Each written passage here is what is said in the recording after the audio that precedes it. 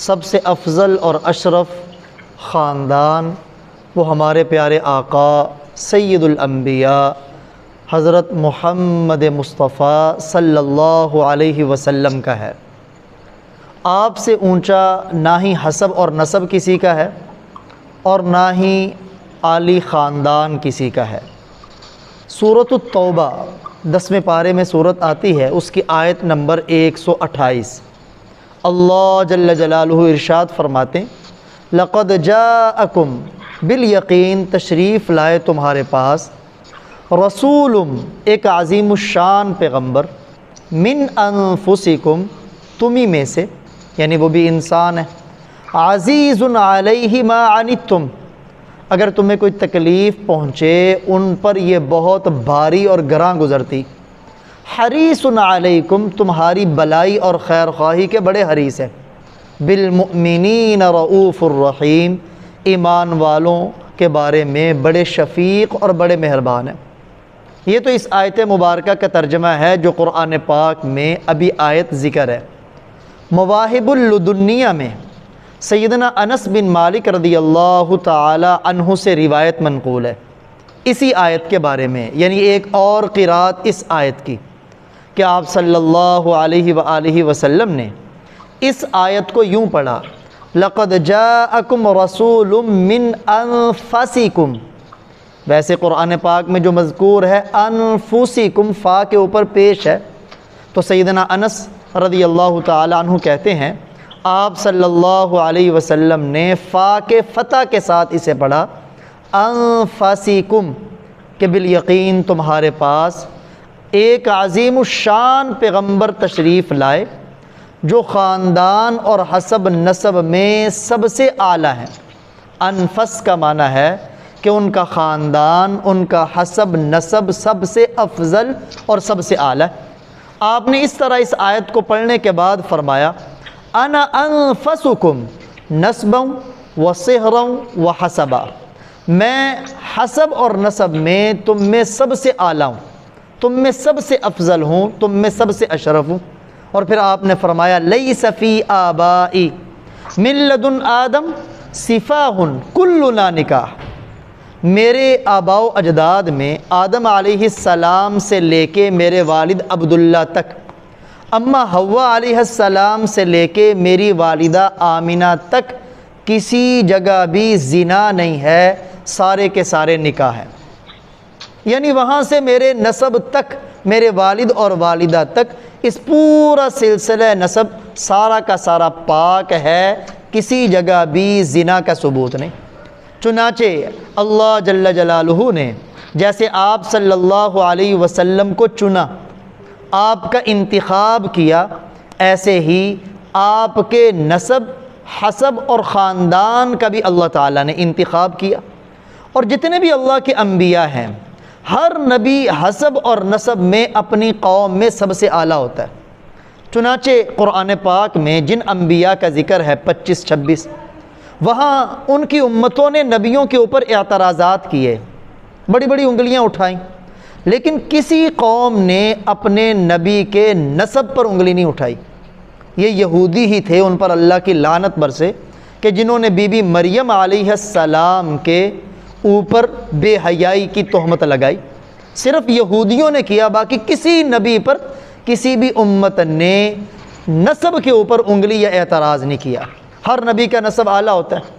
ہمارے پیارے آقا صلی اللہ علیہ وآلہ وسلم، آپ ابراہیم علیہ السلام کے لخت جگر حضرت اسماعیل علیہ السلام کی اولاد میں سے ہیں، اور حضرت اسماعیل علیہ السلام کی جو والدہ ہیں وہ ہیں اماں ہاجرہ علیہ السلام، بعض لوگ انہیں آجرہ کہتے ہیں۔ تو ہاجرہ علیہ السلام چونکہ یہ مصر کی رہنے والی تھی، اس لیے آپ صلی اللہ علیہ وسلم نے اپنی امت کو تاکید فرمائی کہ مصر والوں کے ساتھ اچھا سلوک کرو، کیونکہ میرا دو اعتبار سے ان کے ساتھ تعلق ہے، نسب کے اعتبار سے بھی اور سسرال کے اعتبار سے بھی۔ اب نسب کے اعتبار سے کیسے؟ کہ میری اماں ہاجرہ علیہ السلام وہ مصر کی رہنے والی، ظاہری بات ہے میرا خاندان اسماعیل علیہ السلام سے اور اسماعیل کی والدہ ہاجرہ ہے، اور میرا سسرالی بھی ان کے ساتھ تعلق ہے۔ وہ کیسے؟ آپ کی ایک حرم میں رہنے والی زوجہ محترمہ سیدہ ماریہ قبطیہ، مصر کے بادشاہ نے آپ کو یہ بطور ہدیہ کے دی تھی۔ انہی سے آپ کا بیٹا ہے ابراہیم، پیارے آقا کا بیٹا ہے۔ تو آپ نے فرمایا میرا سسرالی رشتہ بھی ہے مصر والوں سے، نسبی رشتہ بھی مصر والوں سے، اس لیے مصر والوں کے ساتھ آپ نے اپنی امت کو حسن سلوک کی تلقین فرمائی۔ اسماعیل علیہ السلام کے خاندان میں ایک نام آتا ہے عدنان، چنانچہ آپ کا سلسلہ نسب صحیح بخاری کے اندر جو مذکور ہے، امام بخاری رحمہ اللہ تعالیٰ نے جو آپ کا سلسلہ نسب بیان فرمایا وہ عدنان تک بیان فرمایا، اور یہ مضبوط ہے۔ اس کے بعد عدنان سے لے کر آدم علیہ السلام تک جو شجرہ نسب بیان کیا جاتا ہے وہاں ناموں میں کچھ اختلاف ہے، لیکن عدنان تک آپ کے شجرہ نسب متفق علیہ ہے، جو امام بخاری رحمہ اللہ تعالیٰ نے صحیح بخاری کے اندر نقل فرمایا۔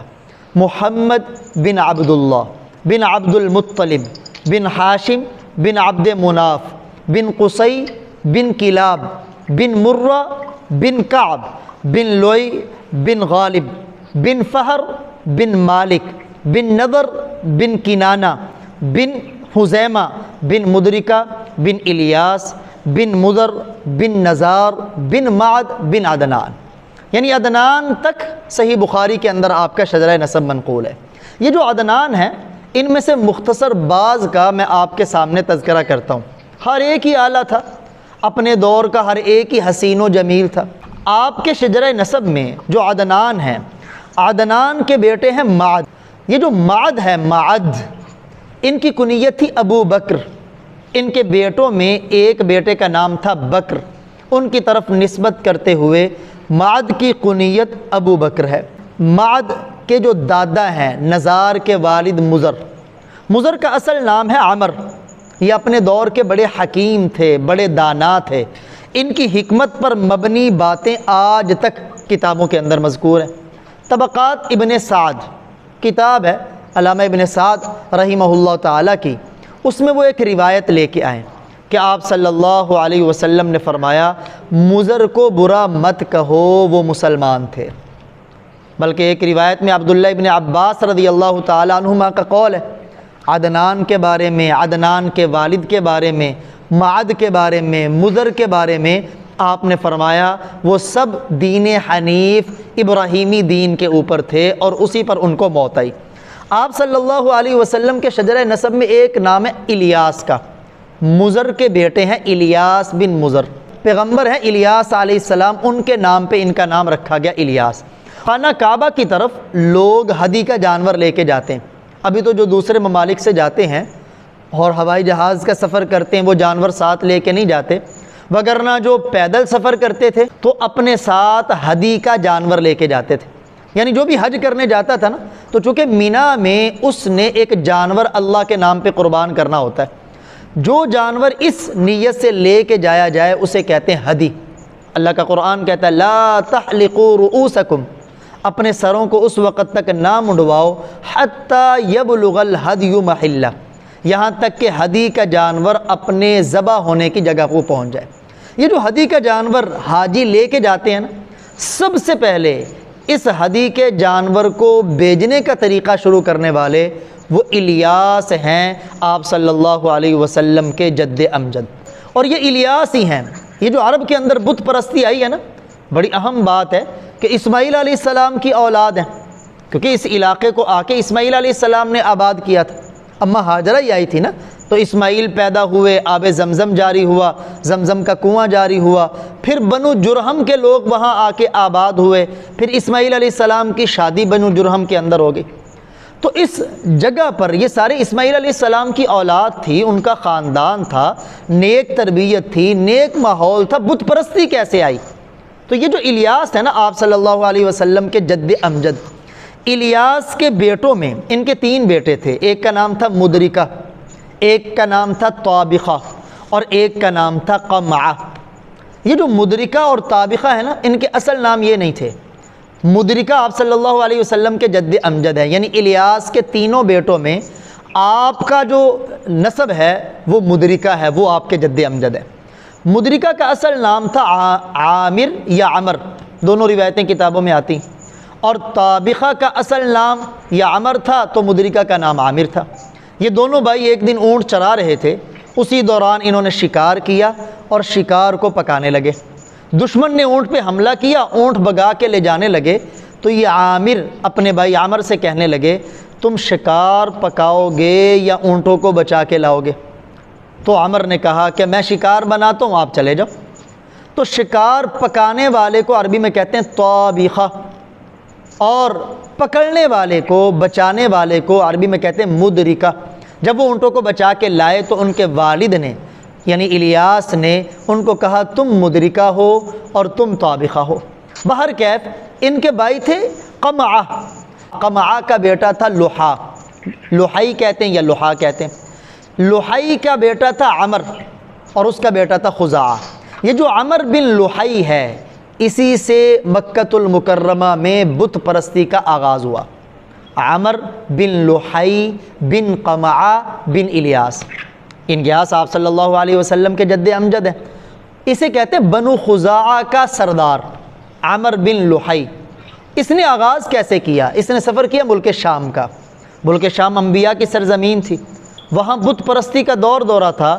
اس نے سوچا کہ انبیاء کی سرزمین, اگر یہ بت پرستی کر رہے ہیں لگتا ہے بت پرستی حق ہے. حبل نامی بت اس نے وہاں سے لیا اور لا کے خانہ کعبہ کے اندر گاڑ دیا اور مکے والوں کو دعوت دینی شروع کر دی. یوں مکے کے اندر بت پرستی کا آغاز ہوا. بہرکیف پھر بعد میں آپ صلی اللہ علیہ وسلم نے آ کے اس بت پرستی کو ختم کیا. تو آپ صلی اللہ علیہ وآلہ وسلم کے اجداد میں ایک نام آتا ہے کنانہ کا, کنانہ بن خزیمہ. عرب کے اندر بڑے جلیل القدر بزرگ تھے. لوگ بڑی دور دور سے سفر کرتے تھے ان کی زیارت کرنے کے لیے, اور یہ وہی کنانہ ہے. صحیح مسلم کے اندر ایک روایت آتی ہے, روایت کے راوی ہیں واصلہ بن اسقع رضی اللہ تعالیٰ عنہ. وہ روایت کو بیان کرتے ہیں کہ آپ صلی اللہ علیہ وآلہ وسلم نے فرمایا اللہ جل جلالہ نے اسماعیل علیہ السلام کی اولاد میں سے کنانہ کو چنا. اصطفیٰ من ولد اسماعیل کنانہ, یعنی کنانہ کا انتخاب کیا اور کنانہ کو عظمت دی. اور کنانہ کی اولاد میں اللہ نے قریش کو چنا, اور قریش کی اولاد میں اللہ نے ہاشم کو چنا, اور ہاشم کی اولاد میں اللہ نے میرا انتخاب کیا. آپ صلی اللہ علیہ وسلم یہ بطور تکبر کے نہیں کہہ رہے کہ اللہ نے اسماعیل کی اولاد میں کنانہ کو چنا, کنانہ کی اولاد میں قریش کو چنا, قریش کی اولاد میں ہاشم کو چنا, اور ہاشم کے خاندان میں اللہ نے مجھے چنا. بلکہ صرف اپنی امت کو بتا رہے ہیں کہ اللہ کی بارگاہ میں بڑی عظمت والا ہوں, کہیں تم میری تحقیر کر کے اپنے آپ کو کفر میں نہ اتار لینا. وگرنہ آپ کا واضح فرمان ہے انا سید ولد آدم ولا فخر, میں آدم علیہ السلام کی اولاد کا سردار ہوں, اور یہ بات میں بطور فخر کے نہیں کرتا. یعنی کنانہ کے جو آگے بیٹا ہے جو آپ کے اجداد میں ہے, آپ کے والدین میں ہے, ان کا نام ہے نضر. اصل نام ہے ان کا قیس. نضر عربی میں کہتے ہیں تر و تازگی اور شادابی کو. چونکہ ظاہری بات ہے جیسے میں عرض کر چکا ان کی پیشانیوں میں آپ صلی اللہ علیہ وسلم کا نور منتقل ہو رہا تھا, اس لیے چہرے کے حسن و جمال کی وجہ سے ان کا لقب پڑا نظر, وگرنہ نام تھا قیس. اور یہ جو آپ صلی اللہ علیہ وسلم کو قریشی کہتے ہیں کہ ہمارے پیارے نبی قریشی ہیں, آپ کو بتاتا چلوں آپ کو قریشی کیوں کہتے ہیں. یہ جو نضر بن کنانہ ہے نا, نضر بن کنانہ کی جو اولاد ہے اس کو قریشی کہتے ہیں, اور جو کنانہ کی اور اولاد ہے نا اس سے آگے جو خاندان چلا انہیں کنانی کہتے ہیں, اور جو نظر کا آگے کنبہ چلا اسے قریشی کہتے ہیں. آپ صلی اللہ علیہ وسلم بھی اسی خاندان سے. یہ محققین علماء کی رائے ہے کہ قریشی وہ لوگ ہیں جو نضر بن کنانہ کے خاندان میں. بعض علماء نے یہ بھی کہا آگے نضر کا پوتا ہے فہر, فہر بن مالک بن نضر, کہتے فہر کا لقب تھا قریش. جو فہر کا آگے کنبہ چلا خاندان چلا اسے قریش کہتے ہیں, اور فہر کے علاوہ جو عرب ہیں ان کو کنانی کہتے ہیں, قریش نہیں کہتے. لیکن بہرکیف قریش کو قریش کیوں کہا گیا؟ اصل میں قریش عربی زبان کا لفظ ہے. سمندر کے اس جانور کو قریش کہتے ہیں جس سے سمندر کے تمام جانور ڈرتے ہیں اور اس کا تمام جانوروں کے اوپر غلبہ ہے۔ اور قریش کو بھی قریش اسی لیے پیارے نبی کے خاندان کو کہتے تھے کیونکہ اس کا بھی پورے عرب کے اندر غالب تھے یہ، اور باقی سارا عرب ان سے ڈرتا تھا اور مغلوب تھا، اس لیے ان کو قریش کہا گیا۔ یہ قریش کی ایک وجہ یہ بھی بیان کی کہ قریش کا معنی ہوتا ہے جمع ہونا، چونکہ عرب والے پہلے بکھرے ہوئے تھے، کوئی کسی پہاڑ پر، کوئی کسی وادی میں، کوئی کسی جگہ پہ۔ ان کو آ کے آپ صلی اللہ علیہ وسلم کے ایک جد امجد کا نام ہے قصی، ان کا لقب ہے مجمع، مجمع یعنی جمع کرنے والے۔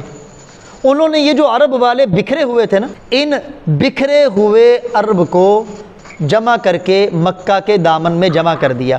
اس لیے آپ صلی اللہ علیہ وسلم کے آباء و اجداد میں قصی عرب کے بہت بڑے سردار تھے۔ جب انہوں نے سارے خاندانوں کو جمع کیا نا مکہ کے دامن میں، اور وہاں جو موجود تھے بنو خزیمہ اور کنانی، ان کو وہاں سے نکال دیا، اور صرف قریش ہی مکہ کے اندر جمع ہوئے۔ جمع کرنے والے ہیں قصی، اس لیے ان کا لقب پڑا مجمع، جمع کرنے والے۔ اسی جمع کرنے کی وجہ سے سارے عرب کے جو لوگ تھے وہ ان کو اپنا سردار مانتے تھے، بلکہ اس وقت کی جو ان کی پارلیمنٹ تھی نا، جسے دار الندوہ کہتے ہیں، اس پارلیمنٹ کے سربراہ وہ آپ کے جد امجد قصی تھے۔ قصی کے آگے قصی کے بیٹوں میں جو آپ صلی اللہ علیہ وسلم کا آگے نسب ہے، اس میں نام آتا ہے ہاشم۔ ہم اپنے پیارے نبی کو قریشی بھی کہتے ہیں، ہاشمی بھی کہتے ہیں۔ جیسے میں نے ابھی روایت نقل کی کہ آپ نے فرمایا قریش سے اللہ نے ہاشم کو چنا اور ہاشم سے اللہ نے مجھے چنا۔ یہ جو ہاشم ہے نا آپ کے جد امجد، ان کا اصل نام ہاشم نہیں ہے، اصل نام ہے ان کا عمر۔ ہاشم حشم سے ہے، اور حشم کہتے ہیں چورا کرنے کو۔ مکہ میں ایک دفعہ پڑا تھا بہت بڑا قحط، انہوں نے شوربے میں روٹی کو چورا کر کے سارے مکے والے کو کھلایا تھا، اس وجہ سے ان کا لقب پڑ گیا ہاشم۔ بہت بڑے سخی تھے، بہت بڑے سخی تھے، حاجیوں کو پانی پلانا، حاجیوں کی خدمت کرنا، اس میں یہ پیش تھے۔ اور ان کے آگے لخت جگر عبد المطلب، جو آپ صلی اللہ علیہ وسلم کے دادا جان ہیں۔ عبد المطلب سخاوت میں ہاشم سے بھی آگے بڑھے ہوئے تھے، دریا دلی میں ان کا دسترخوان بھی بہت زیادہ وسیع تھا۔ ظاہری بات ہے پیارے نبی کا خاندان ہے، جیسے پیارے آقا اللہ کی مخلوق میں سب سے زیادہ سخی تھے، آپ کے دادا عبد المطلب بھی ہاشم سے بھی زیادہ سخی تھے۔ عبد المطلب ان کا نام نہیں ہے، ان کا اصل نام ہے شیبہ، یا کہتے ہیں شیبۃ الحمد، اور شیبہ عربی میں کہتے ہیں بڑھاپے کو۔ کہتے ہیں کہ کتابوں میں آتا ہے جب یہ پیدا ہوئے تو ان کے سر پر ایک بال سفید تھا، اس سفید بال کی وجہ سے ان کا نام رکھا گیا شیبہ۔ اچھا، ان کا پھر ان کا جو عبد المطلب کیوں کہا جانے لگا؟ اصل میں جب ہاشم کا انتقال ہوا نا آپ صلی اللہ علیہ وسلم کے پردادا کا، جوانی میں انتقال ہو گیا، بس ان کے اکلوتے بیٹھے تھے عبد المطلب، یعنی عبد المطلب کی والدہ، ان کا میکے تھے ان کا مدینہ منورہ، وہ وہاں چلی گئی۔ جب عبد المطلب یعنی شیبہ بڑے ہوئے تو ان کے چچا تھے مطلب، وہ اپنے بھتیجے کو لینے کے لیے گئے کہ بھتیجا ہمارے خاندان کا، ہم لے کے آتے ہیں۔ جب ان کو لے کے انہوں نے اپنے ساتھ اونٹنی پہ پیچھے بٹھایا، اور بٹھا کے جس وقت وہ مکہ میں داخل ہو رہے تھے نا، تو سفر کی وجہ سے شیبہ کے کپڑے میلے کچیلے ہو گئے۔ اب مکے والوں نے پوچھا مطلب سے، یہ بچہ کون ہے جو پیچھے بیٹھا ہوا ہے؟ تو شرم اور حیا کے مارے یہ نہیں کہا میرا بھتیجا ہے، کہا میرا غلام ہے، کہ اگر بھتیجا کہتے تو انہوں نے کہنا تھا اپنے کپڑے صاف ستھرے ہیں، بھتیجے کے میلے کچیلے ہیں، اس کے کپڑوں کی بھی فکر کر لیتے۔ تو انہوں نے کہا میرا غلام ہے، اور عربی میں غلام کو کہتے ہیں عبد، اس وجہ سے لوگ انہیں عبد المطلب کہنے لگے، مطلب کے غلام۔ لیکن جب وہ مکہ پہنچے پھر انہوں نے مکہ والوں کو بتایا کہ میرے غلام نہیں ہیں، یہ تو میرے بھتیجے۔ لیکن باہر کیف یہ نام ان کا مشہور ہو گیا۔ تو یہ جو عبد المطلب ہے بہت سخی تھے، اس لیے مکے والوں میں ان کا لقب مشہور تھا فیاض، بہت زیادہ سخی۔ مطعم طیر السماء، آسمان کے پرندوں کو کھانا کھلانے والے، اور یہ عبد المطلب ہی ہیں۔ مکہ کے اندر جو آب زمزم ہے نا، زمزم کا کنواں، اسماعیل علیہ السلام کی ایڑیاں رگڑنے سے جو اللہ نے جاری کیا، تو وہاں صرف اسماعیل علیہ السلام اور ان کی والدہ تھی اس جگہ پر، اور کوئی نہیں تھا، چونکہ ابراہیم علیہ السلام نے انہی کو وہاں چھوڑا تھا۔ بنو جرہم، یہ جرہم قبیلہ تھا یمن کے اندر، وہاں قحط پڑا، انہوں نے یمن کو چھوڑا اور ہجرت کر کے نکلے۔ جب یہ پہنچے نا بیت اللہ کی جگہ کے قریب سے گزرے، انہوں نے دیکھا پرندے آسمان پہ اڑ رہے ہیں، تو اندازہ لگایا کہ یہاں پانی ہے، اور وہاں جہاں پانی ہوتا تھا قبیلوں کے قبیلے آباد ہو جاتے تھے۔ تو یہ وہاں آئے، آ کے دیکھا اماں ہاجرہ وہاں ہے، اسماعیل علیہ السلام وہاں ہے، تو انہوں نے اجازت مانگی کہ آپ ہمیں بھی یہاں ٹھہرنے دیں۔ انہوں نے اجازت دے دی، چنانچہ اسماعیل علیہ السلام کا نکاح بنو جرہم کے اندر ہوا۔ اب اسماعیل علیہ السلام کا جب انتقال ہوا تو خانہ کعبہ کی متولی ان کے بیٹے قدار تھے، اسی طرح خانہ کعبہ کے متولی ان کے خاندان میں چلتے آ رہے تھے۔ لیکن بنو جرہم نے بغاوت کی، بنو اسماعیل کے خلاف لڑائی کی، اس قدر ظلم و ستم کیا کہ بنو اسماعیل کو مکہ چھوڑنے پہ مجبور کر دیا۔ حالانکہ انہوں نے ان کو پناہ دی تھی، وہاں جگہ دی تھی، لیکن بعد میں انہی کو نکال دیا وہاں۔ جب ان کا ظلم و ستم بڑھا نا، عرب کے دوسرے قبیلوں کو پتہ چلا، سب نے مل کر بنو جرہم پہ حملہ کیا، تو بنو جرہم نے مکہ چھوڑ کے یہ بھاگ گئے۔ لیکن جاتے جاتے انہوں نے کیا کیا، خانہ کعبہ کے اندر جو چیزیں تھیں نا، وہ چیزیں آب زمزم کے کنویں میں ڈالیں، آب زمزم کے کنویں کو بند کر کے زمین کے ساتھ ہموار کر کے بھاگ گئے۔ اب جو عرب مکہ کے اندر آئے، کسی کی توجہ ہی نہیں گئی آب زمزم کے کنویں کی طرف۔ اب عبد المطلب کو جب سرداری ملی، عبد المطلب جب مکہ کے سردار بنے، تو وہ خانہ کعبہ کے اندر جو جگہ ہے نا، حتیم جو ہے خانہ کعبہ کی جگہ ہے، لیکن اس کو اس میں شامل نہیں کیا گیا، ابھی بھی وہاں چھوٹی سی دیوار ہے۔ عبد المطلب اس حتیم کی جگہ پہ سوئے، خواب میں کیا دیکھتے ہیں، کوئی کہنے والا انہیں کہہ رہا ہے احفر برہ، برہ کو کھودو۔ عبد المطلب کہتے ہیں میں نے پوچھا وما برہ، برہ کیا ہے؟ وہ کہنے والا کہہ کے چلا گیا۔ اگلے دن پھر یہ حتیم کی میں سوئے ہوئے تھے، پھر وہی آدمی خواب میں آیا، آ کے انہیں کہنے لگا احفر مظنونہ، مظنونہ کو کھودو۔ تو عبد المطلب کہتے ہیں میں نے پوچھا ومل مظنونہ، مظنونہ کیا ہے؟ پھر وہ چلا گیا۔ تیسرے دن پھر یہ سوئے، پھر وہی آیا خواب میں اور آ کے کہنے لگا احفر طیبہ، طیبہ کو کھودو۔ تو کہتے ہیں میں نے پوچھا ومت طیبہ، طیبہ کیا ہے؟ پھر وہ چلا گیا۔ چوتھے دن پھر آیا، خواب میں یہ وہیں سوئے ہوئے تھے، سچا خواب تھا، آ کے پھر وہ فرشتہ تھا جو انسانی شکل میں آ رہا تھا، کہنے لگے احفر بئر زمزم، زمزم کے کنویں کو کھودو۔ تو عبد المطلب نے کہا مجھے بتاؤ وہ کہاں ہے، کیونکہ زمین تو ہموار ہے۔ تو اس جو فرشتہ انسانی شکل میں آیا، اس نے جا کے نشان لگایا کہ اس جگہ پہ زمزم کا کنواں ہے۔ اب عبد المطلب صبح اٹھے، قریش کو انہوں نے اپنا خواب بتایا کہ میں نے اس جگہ کو کھودنا ہے، کیونکہ اس جگہ پہ زمزم کا کنواں ہے جو بنو جرہم نے سارا کا سارا اسے ختم کر کے زمین کے ساتھ ہموار کر دیا۔ قریش والوں نے مخالفت کی۔ اس وقت عبد المطلب کا صرف ایک بیٹا تھا جس کا نام تھا حارث۔ عبد المطلب نے ان کی کوئی پرواہ نہیں کی، کدال اور پھاڑا لیا اور جا کے اس جگہ کو کھودنے لگے۔ یہ کھود رہے ہیں اور ان کا بیٹا حارث اس کچرے کو سائڈ پہ گرا رہا ہے۔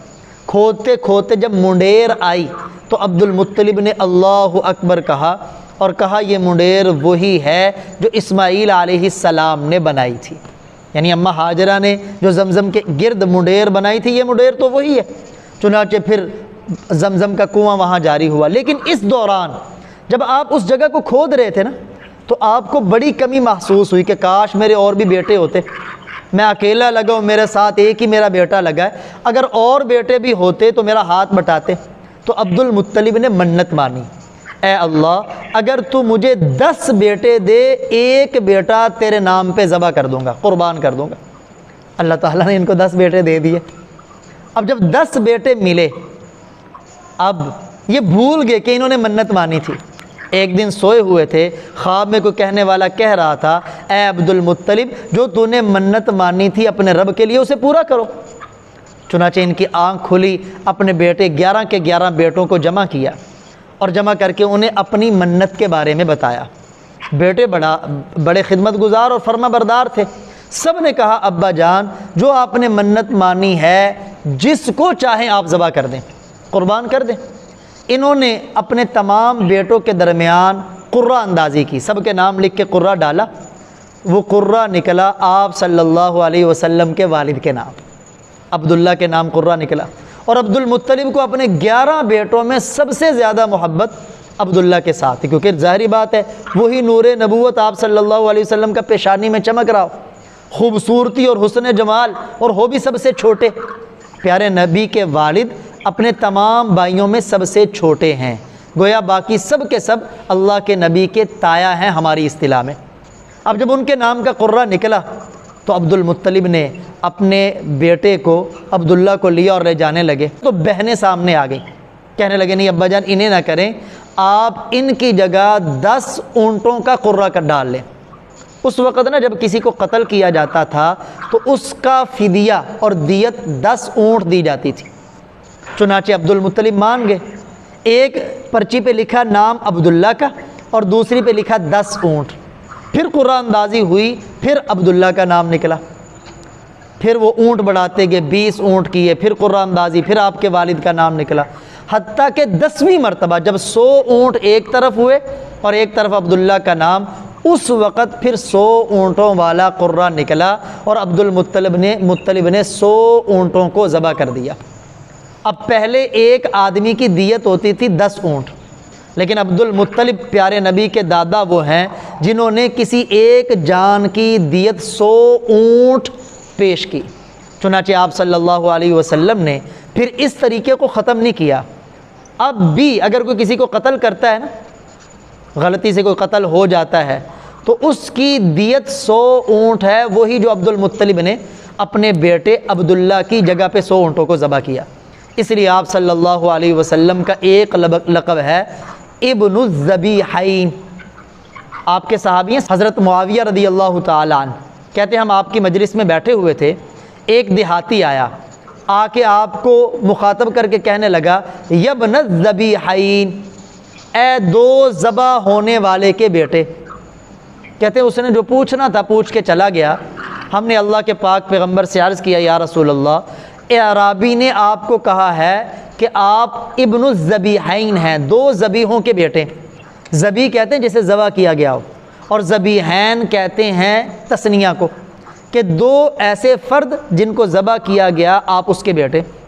صحابہ کہتے ہیں ہم نے پوچھا یا رسول اللہ اس سے کیا مراد ہے؟ تو آپ نے فرمایا میں ابن الذبیحین ہوں کیونکہ میرے والد اسماعیل علیہ السلام ان کا لقب بھی ذبیح اللہ ہے۔ ابراہیم علیہ السلام گئے تھے نا بیٹے اسماعیل کو ذبح کرنے کے لیے، وہ بھی ذبیح، اور میرے والد عبداللہ کو میرے دادا ذبح کرنے کے لیے لے کے جا رہے تھے، وہ بھی ذبیح، اس لیے میں ابن الذبیحین ہوں۔ بہرکیف اس پورے کے پورے سبق سے ہمیں خلاصہ یہ ملا کہ آپ صلی اللہ علیہ وسلم حسب نسب کے اعتبار میں اللہ کی ساری مخلوق میں سب سے اعلیٰ ہے۔ آپ کے خاندان جیسا کسی کا خاندان، آپ کے حسب نسب جیسا کائنات میں کسی کا حسب نسب نہیں، سب سے اونچا نسب آپ صلی اللہ علیہ وسلم کا ہے۔ اللہ ہمیں آپ کی سچی محبت نصیب فرمائے۔